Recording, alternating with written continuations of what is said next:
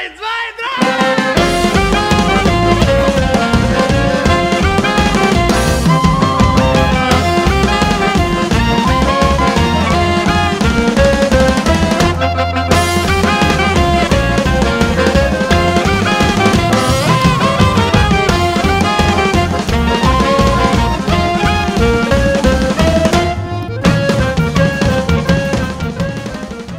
Shalom Dammit and happy Hanukkah! 8 days of action-packed eating, gift-giving, candle-lighting, dreidling, so much excitement they should have another quieter holiday afterwards just to rest up. But I am not complaining. Like Purim, like Rosh Hashanah, Hanukkah is one of the happiest holidays on the Jewish calendar. It's a wonderful celebration of Jewish might and endurance. And you don't have to fast. You don't have to sell chametz. You don't have to give to charities you never heard of. You just rejoice with your family and your friends. Light the candles, say a few blessings, and enjoy. As Rabbi Jacob Feisman of Burbank once put it, it's like Passover without the bullshit. What is Hanukkah, I hear you ask? It is, as Adam Sandler so famously put it, the Festival of Lights, a celebration of one of the greatest victories in all Jewish history and lore. But, as with so many Jewish things, it isn't all ha-ha fun and games. In fact, the story of Hanukkah begins with the Jews in terrible trouble, almost as bad as Passover. Let us turn our clocks back to ancient Greece. Backward, because, of course, Greeks like to go in the back way. We go over 2,000 years ago, when the Greeks were controlling what was then known as Palestine. And don't say it's now known as Palestine unless you want a bloody lip. It was Judea. Judea. There were Jews in it, and it was dear to them, Judea. And it was ruled over by the Greeks, thanks to Alexander the Great, who was actually Alexander the Pretty Good, because he let the people of his conquered lands live and let live.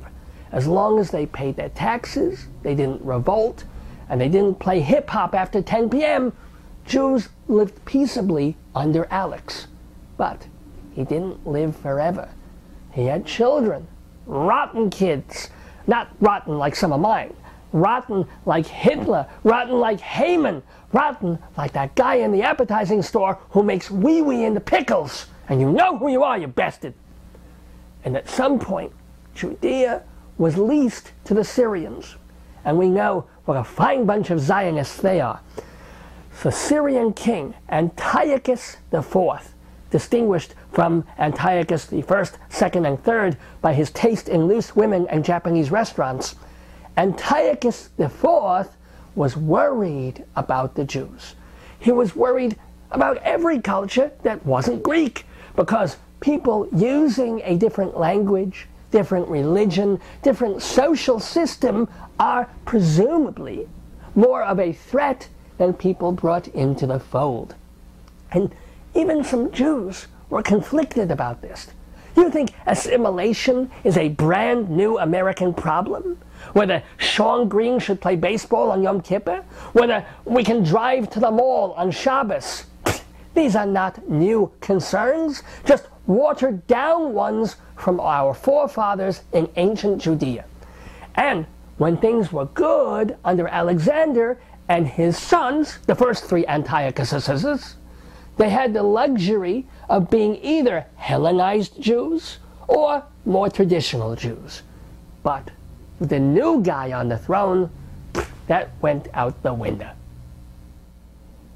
Antiochus IV wanted to show the Jews who is boss and whose religion they better be following.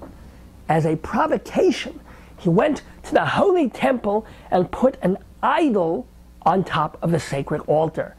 And you know how Hashem feels about worshiping idols, worse than Simon Cowell feels about American idols. Then, a year later, Antiochus, you know what? I'm going to pronounce it the Hebrew way. Antiochus, Antiochus, anti-filthy, anti-Semite bastard Yochus. In 176 BC, this Greek freak set up an altar in the middle of town and commanded the Jews to sacrifice a pig on it. I can't even begin to describe what an insult that is, what a desecration.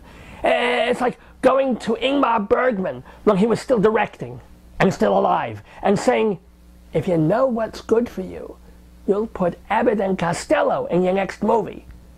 Not only is it bad to put somebody in that position, it is also aesthetically repugnant.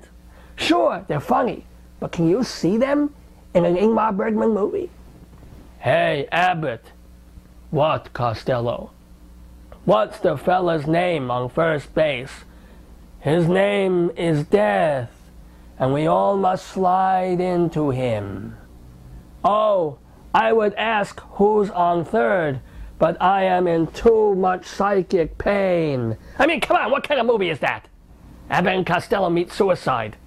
By the end of the film, Abbott merges with Costello, and they both cut their genitals off. Granted, still funnier than a Pauly Shore movie, but not by much. Anyway, sacrificing pork in the middle of a Jewish village was a pig too far. An old priest got so offended, he killed the Greek soldiers and a Hellenistic Jew who had helped them do their dirty work.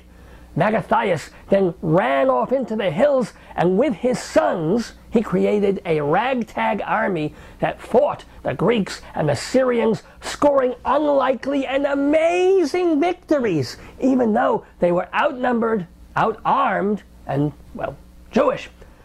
Mattathias did not live to see the final victory, but his son did.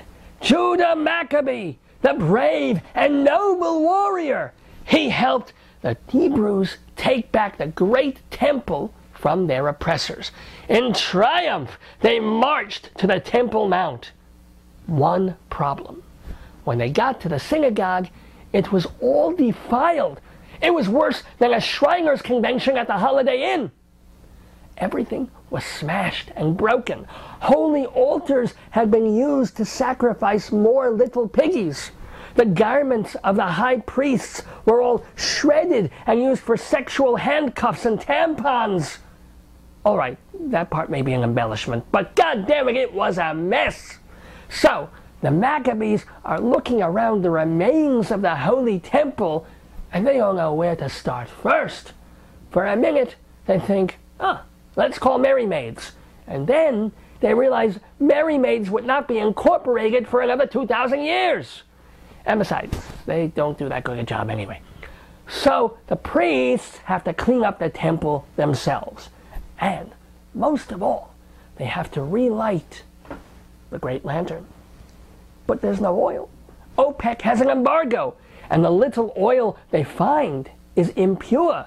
It's made of hog fat and cow manure, or as I like to call it, White Castle. They can't burn this garbage in the Great Temple. So they go looking desperately for pure olive oil. But Popeye won't let her go, so they don't know what to do. However, one of the Maccabees notices a secret hiding passage, and in there is a jug with a couple of drops of sanctified lantern oil. They light it up, expecting it to last half a day, maybe a day. Instead, it lasts for 8 days! The light bill was obscene, but imagine the joy and wonder at witnessing this miracle. And so, we celebrate Hanukkah for 8 full celebratory days of celebration.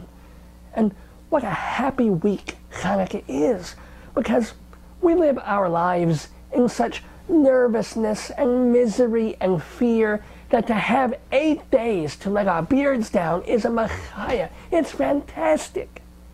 However, nothing exists in a vacuum. Well, maybe Paris Hilton, but other than her, everything is affected by the context of the outer world.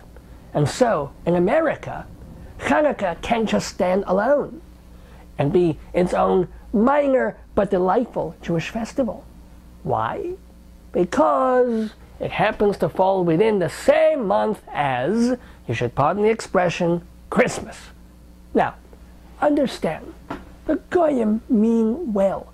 They realize they're in a bind because they're Christians living in a country that has to be open to every other religion, whether they like it or not. Also, by law, the Goyim can't Christianize America. It is in the Constitution. They have to tolerate us. So they try to merge Christmas into Hanukkah and Hanukkah into Christmas, like Abbott merging into Costello. It's just not right. But both holidays fall around the same time, sometimes exactly the same time. And Hanukkah is perfectly nice.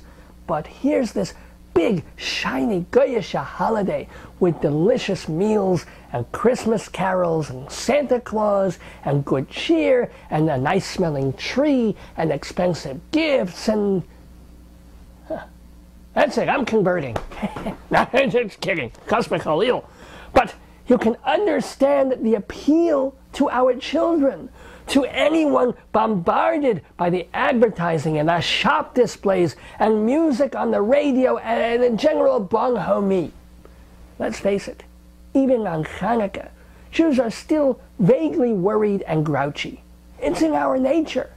Whereas on Christmas, all the Goyim are like, kick me, punch me, take my Jeep Wrangler, I don't care. I'm turning the other cheek and I love it. Joy and warmth radiating out of their faces and pouring out of their buttholes. That kind of happiness can be very seductive.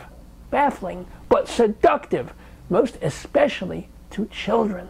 In our tight, secure Jewish world, on Hanukkah, little Yankel is thrilled to get $1 and a handful of chocolate money. Until he crosses the street and sees little Timothy with a $50 gift certificate and a new PlayStation. So, through the best of intentions, one hopes, the Goyim have forced Jews to ratchet up the importance of Hanukkah. We have electric menorahs and blue and white decorations, and you have to give a bigger gift on the first day. And now, you go into stores and banks, and everything is very balanced. Merry Christmas, Happy Hanukkah, Happy Holidays. Merry Christmas, Happy Hanukkah, Happy Holidays. Merry Christmas, Happy Hanukkah, Happy Holidays. And Happy Kwanzaa.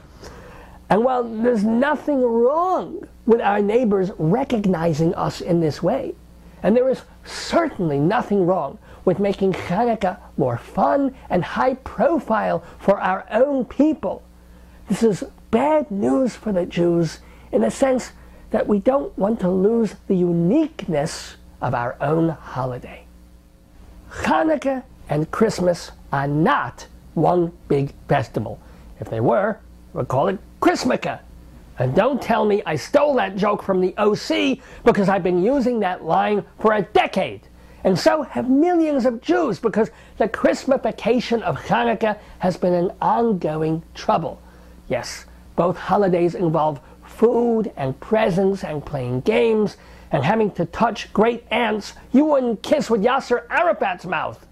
But when a Jewish boy chick points at a Christmas tree, he has to realize it is not just a tree.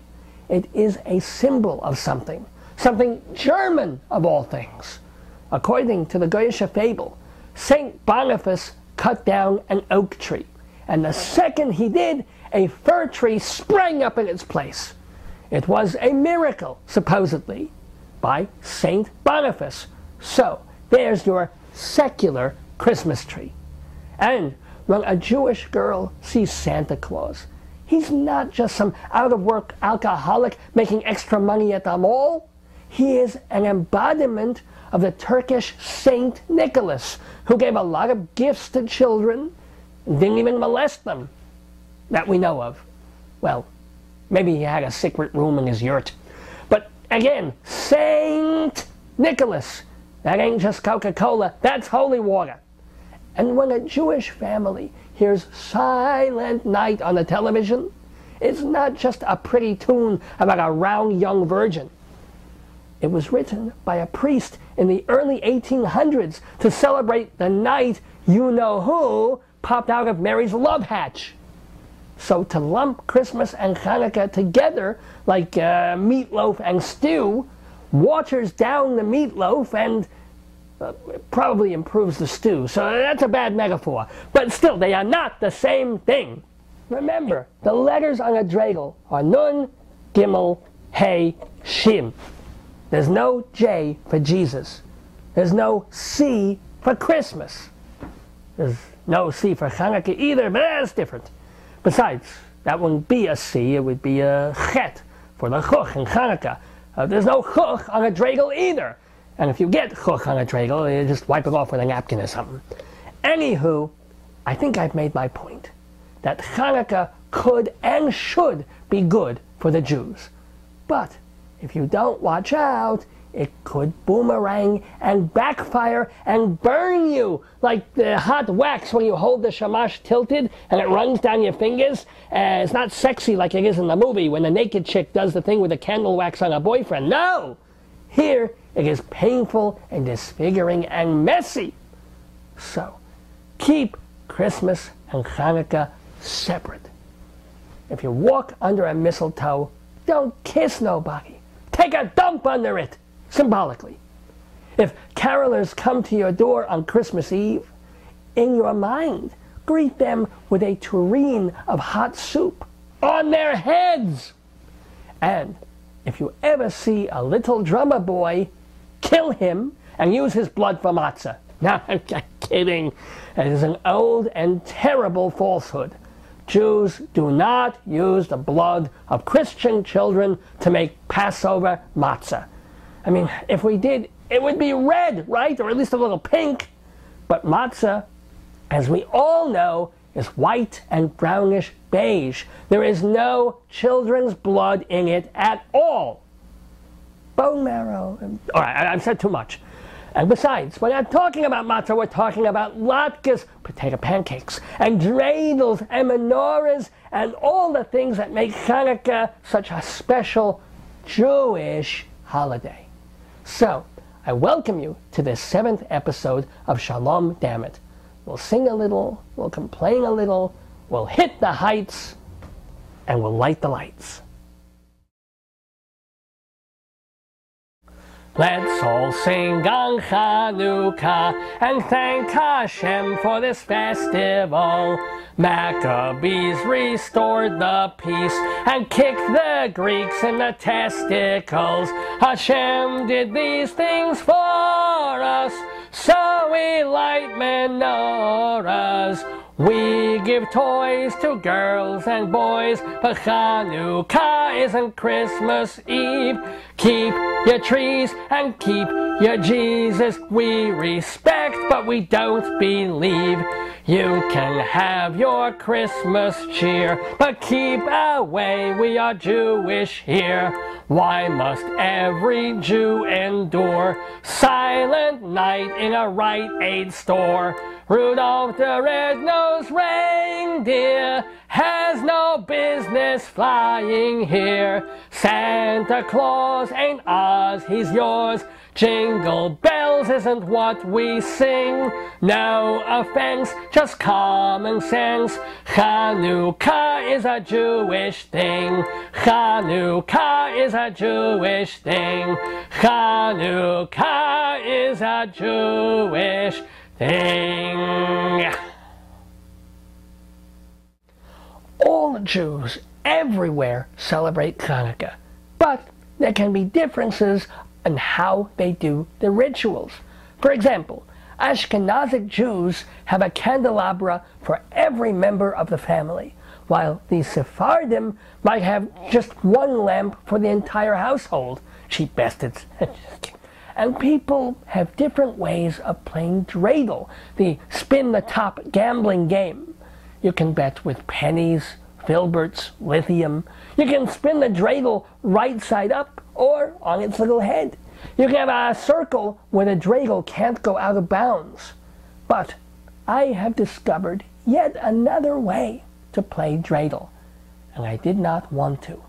But just so happens, Monday was my annual colonoscopy with Dr. Sheffman. Now men, if you are over 40 and you've been thinking, I should, let me say, it is not an unpleasant exam if you enjoy pain and humiliation. It is, however, something you should do to be better safe than sorry. So, I'm on the table and my better side is up in the air. And the doctor is doing his thing. He's pushing the tube. He's talking sports. He's pushing the tube. He's talking his college reunion. He's pushing the tube. He's reciting Beowulf. It's really a charming way to spend an afternoon. But he's pushing, and then he's looking, and he's wiggling, and he sees nothing. Thank God. And then he's pulling the tube and talking more sports, and pulling the tube and singing to himself, and pulling the tube, and I'm reciting the Shema. But soon I feel the thing go out of my numbed sphincter. I breathe a sigh of relief, and I say, Doctor, am I done? And he says, just one more thing. He puts his hand where Hashem don't shine, and then I feel something else going up and up and up. After a minute, he takes off his glove and says, okay, get dressed. I say, what the hell was that? He says, it's an exploratory camera, brand new technology.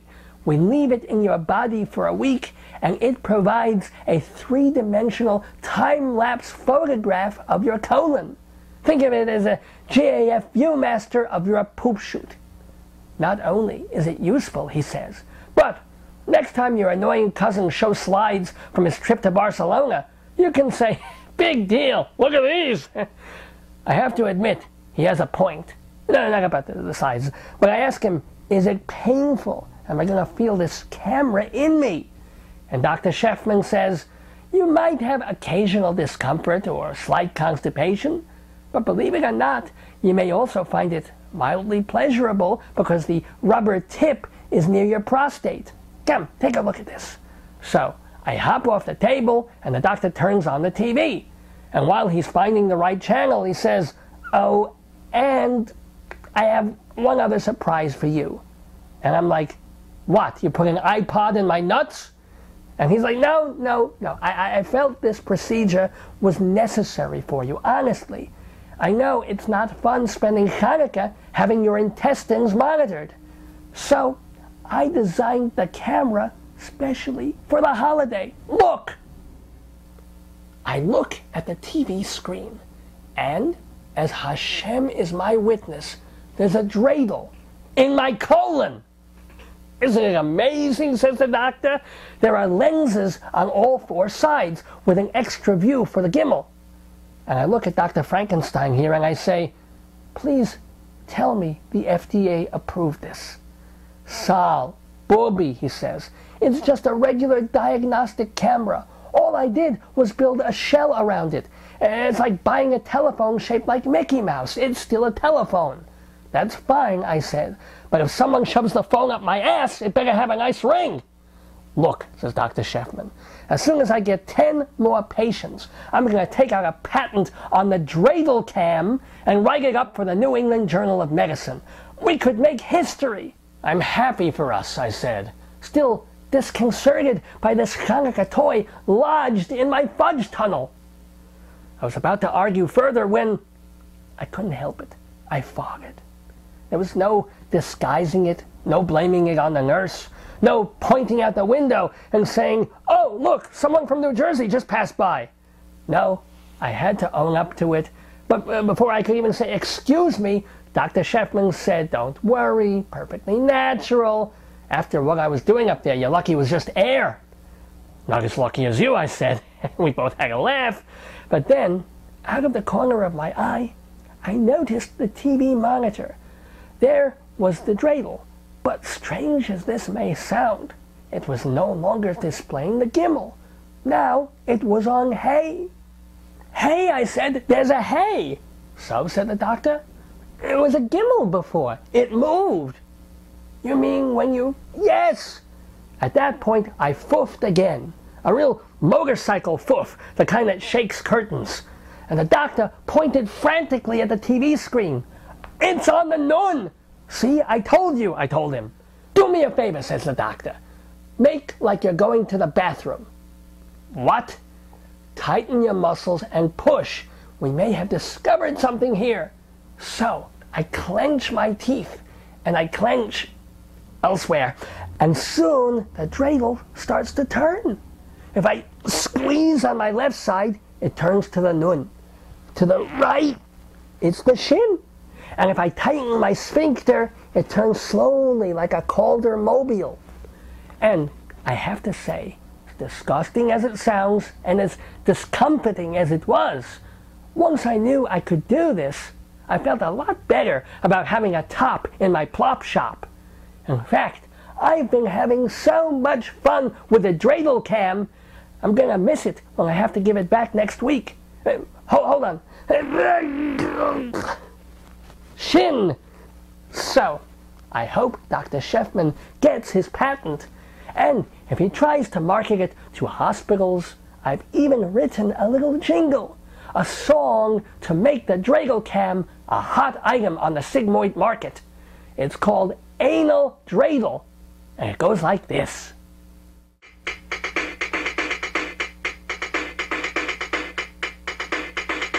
I have an anal dreidel, I keep it in my hole. I spin it with my muscles, it's quite a nice gadol. Oh, dreidel, dreidel, dreidel, it's sitting in my ass.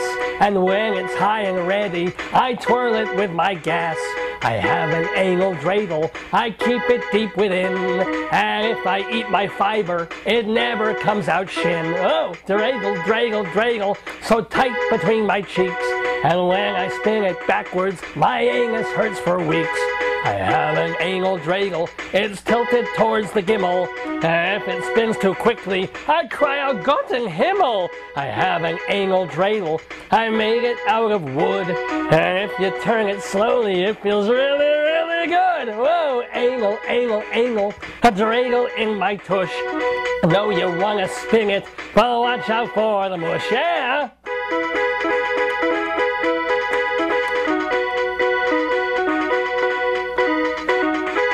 I have an anal dreidel, which doesn't make me gay. But when I have an enema, they always hit the hay. Hey, dreidel, dreidel, dreidel, I made you out of beads. And when I spin you upside down, my small intestine bleeds. I have an anal dreidel, and you might find that funny. But guess where the Grand Rebbe would keep his chocolate money? Oh, dreidel, dreidel, dreidel, you're pressed against my sack. But still I like to keep you way up in my crack.